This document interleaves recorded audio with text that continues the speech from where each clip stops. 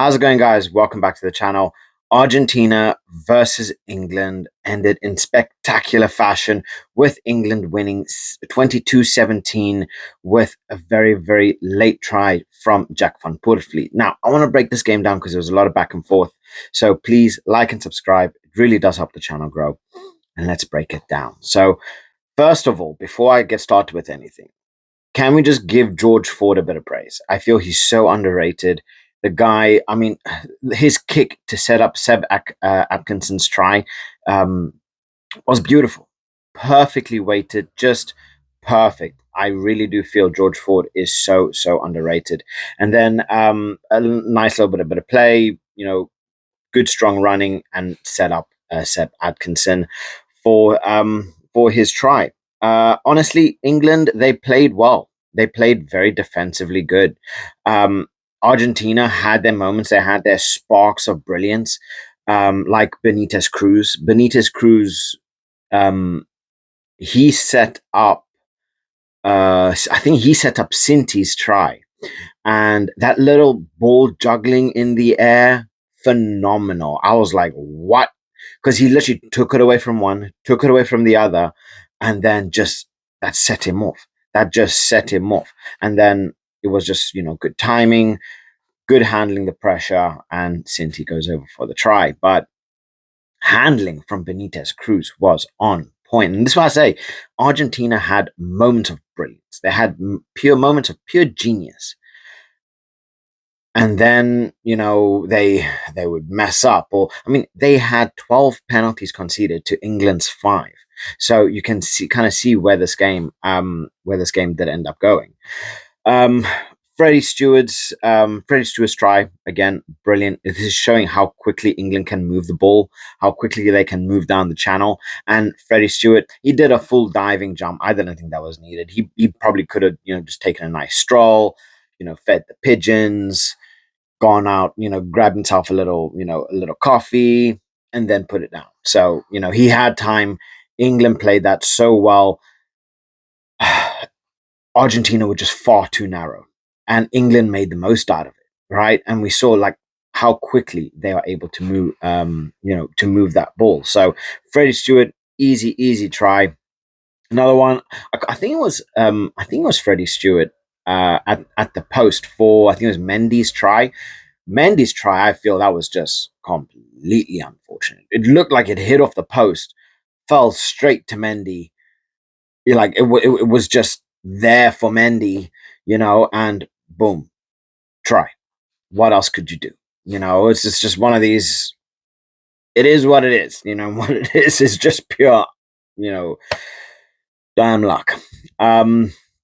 Honestly, the way Argentina were playing, I feel that they were lucky to go into that into the first into half time in the lead. I think England could have made so much more use of their opportunities, and I do feel Argentina went in. They were lucky to go into halftime um, with the lead, but England really stepped up in the second half. They really put their best foot forward. They defended like their lives depended on it.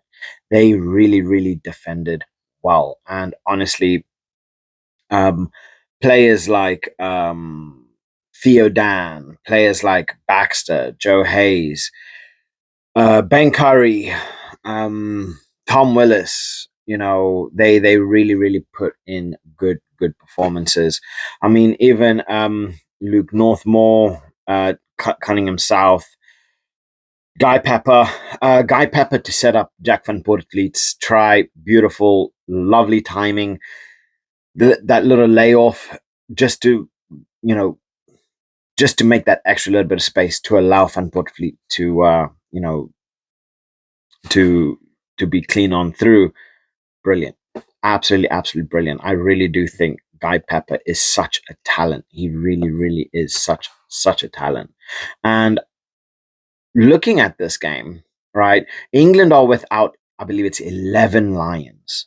11 Lions. They are currently sitting fifth, I believe. They're kind of going to, especially with this win, they're going to be chasing fourth now. It's looking positive. It's looking promising. If we had to be speaking about England last November, it would be a completely different ball game. Borthwick, I don't know what's changed with Borthwick. He's obviously doing something very good because um, England are feeling dangerous, right? England are feeling very dangerous, even though they don't have majority of their players. They are feeling dangerous. And look at the Six Nations; they finished second. They started off a bit shaky, but then they started to really get into things. They started to get into the swing of things. The defense have improved. They're not as leaky as they were in November, and they're really pushing a lot more on that offense. They're much faster. They're much more creative. You know, England have ridiculous depth, as we can see by this game. They have major depth, enough to compete with the likes of your France, New Zealand, South Africa, who have crazy depth in their squads. But this game really showed that they don't only have depth, they have a lot of quality as well, right? So honestly, I think their next game is now going to be USA, which is more just going to give Borthwick time to give those guys that haven't had much time, much experience. He's going to give it to them. Say, okay, look, yeah, go and have a bit of fun. But this is very promising, very promising. And there's a lot of players like your Van Poortvliet, like your Guy Peppers, that are going to start, turning Borthwick's head. Theo Dan, I felt he had a brilliant game. Alex Coles is just an engine. He's a machine. He's so fit.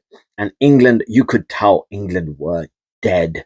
They were dead. They wanted to just give up, but they kept going. They did kind of change their style a little bit. They went more kicking. They went they played a far more kicking oriented game, and I can see why they would do that, right? Their legs were probably on fire, right? And they needed time. So they went a bit more territory based kicking, but honestly, I don't mind. They did what they needed to do. They changed up. They wanted to dominate more territory. They defended very well. They were running like madmen. Their fitness was tested today. I'll tell you that. So all in all, England fully deserve this win. They fully deserve the wins up against Argentina throughout. And this is very promising for England rugby. So, guys, let me know what your thoughts in the comment section below. Let me know who is your standout player and what was your favorite try. So, as always, please like and subscribe, and I'll catch you guys in the next one. Bye.